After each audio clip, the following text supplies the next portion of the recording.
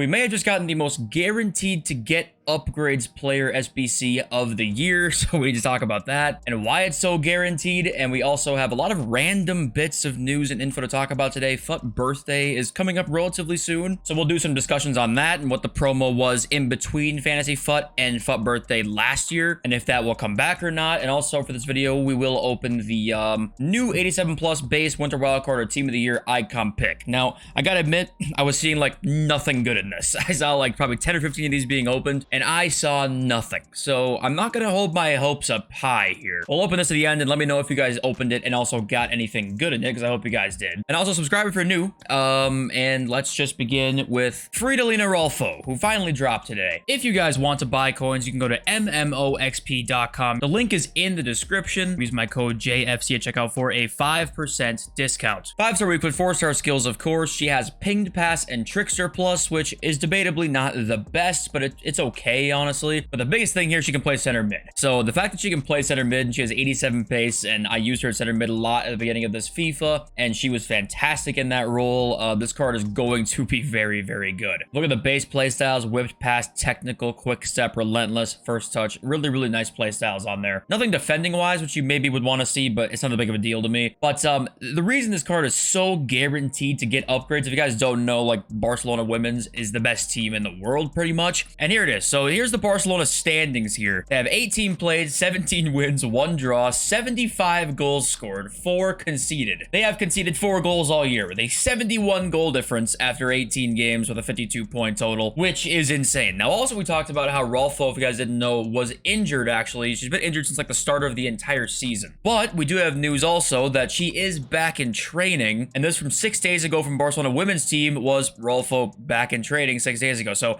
we can hope she gets the appearances, and that's literally the only possible thing she couldn't get. This to me is a guaranteed +3, because Barca's going to get a clean sheet. She's a left back, so they're going to get a clean sheet, which will get her the 3rd upgrade. They'll score the goals, and they will win the game. So she's going to get a +3. This card will look like this with 4 upgrades, and then -1 on this card if she ends up not playing the appearances. So, I mean, this card is going to be ridiculous, and this card will happen quite quickly because this is a TOTS level card, and it's before team of the season that you'll get this card. So this SBC, if you need a center mid or something like that, it's pretty damn good. It's coming in at 589,000, so 589 for this card potentially. Obviously, the playstyle pluses are not maybe the best ever. I still think they're good.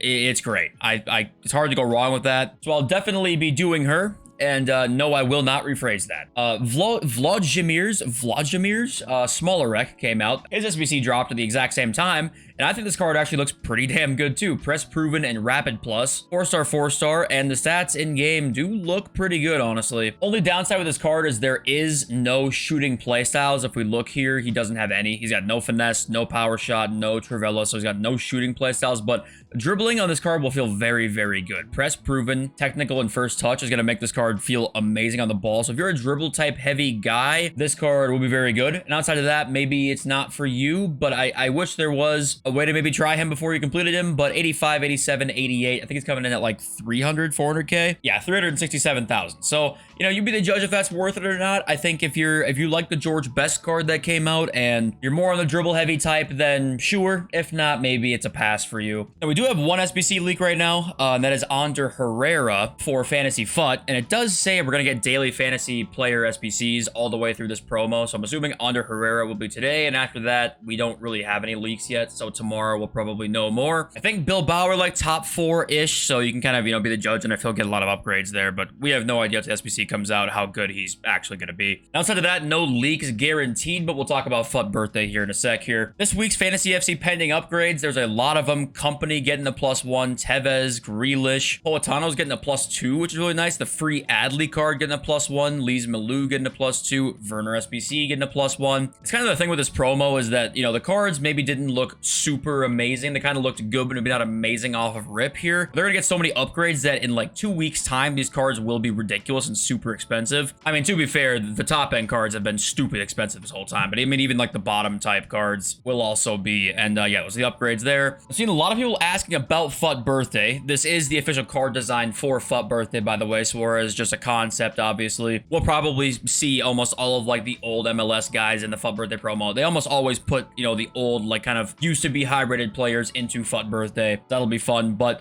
FUT Birthday actually, I think, is on the 19th of March, I believe is the exact date for that. And if you look here, we've got last year's date, it released was the 24th of March, 2023, and it was a little bit later than usual. And if you look up here, FIFA 22's FUT Birthday was between March 4th and March 18th. So obviously today is March 4th. So the promo could be this Friday or the next Friday. We don't know. But last year, what took the place, or I shouldn't say took the place, but delayed FUT Birthday an extra week was the FUT Ballers promo. And if you don't remember this promo, it was something. So basically, it allowed you to just kind of upgrade cards similar to what evolutions are right now. You had to play to style objective, which allowed you to upgrade cards through objectives. If you go and look at these cards here, remember we started off with like an 84 rated Metawick, a 84 Oxlade Chamberlain. You could upgrade them up to like an 86, 87, up to 90, right? It wasn't the best promo, no, but the only nice thing about this promo is like Grealish, you could get SBC player there, 15,000 coins up to a 90, so you can kind of get some free fodder here.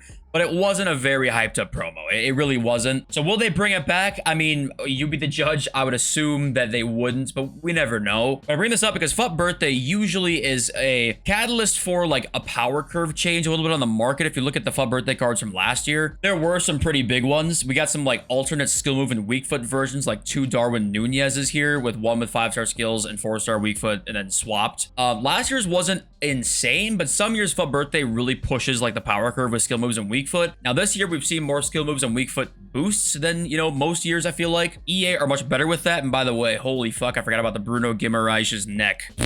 That neck is incredible. But people kind of associate FUT Birthday sometimes with a little bit of a market crash, and I don't really know if that'll be the case. It'll all depend on like the play styles we see. That's what I would assume here in the leaks. I wouldn't maybe put my money on there being a guaranteed crash during this time, so I probably wouldn't worry about it too much. And when EA tweet out the weekend content, which should be coming today, and we'll talk about it in tomorrow's video, we'll probably know a little bit more potentially about things coming next week, and Sheriff obviously will tell us all the details that we need to know, and then we'll discuss what maybe market movements will happen coming up soon. But yeah, I think let's talk about comments and then let's open the player pick. Dr. Kennedy says NBA 2K and his NFL 2K series are both in their own light years better than any sports game ever made by EA. NBA 2K's My League is so advanced you can actually start in the 1970s and play through to the present, even with era presentation. This alone will be amazing in FIFA 2K. Can you imagine going back and playing with Pele and Maradona, and seasons later playing with Beckham and Zidane, Ronaldinho until you get to present? And yeah, it's just the one thing I think 2K gets a lot of praise for is actually their offline game modes. And we talked about career mode changes for a long time in FIFA, how there really wasn't any, and still right now the depth is debatably pretty bad in career mode. I don't know how many of you play career mode, but I used to be like a really avid offline player, and I'd always combine that with Ultimate Team, but now I kind of strictly do Ultimate Team because I'm trying to make it my job pretty much. And there was a long time where we didn't see much change, and I do got to give 2K some credit where credit is due there, because they do have and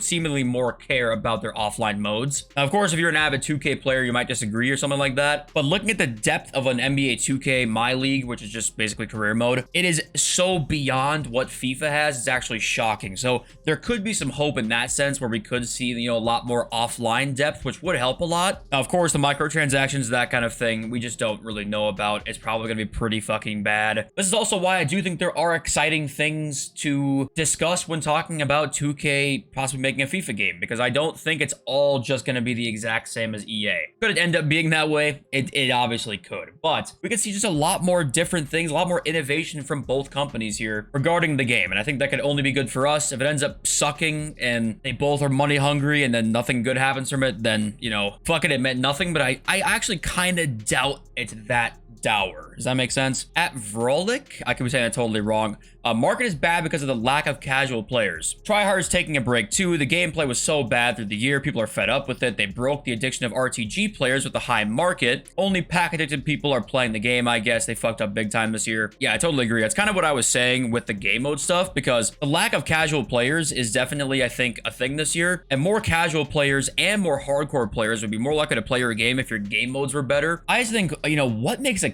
super casual player, right? Say you're a player that's going to end up being new to the sport in general and new to, you know, all of this kind of stuff. What game mode makes them want to like come back? I mean, career mode maybe would. I don't think anything in Ultimate Team in terms of game modes, I think is just super interesting.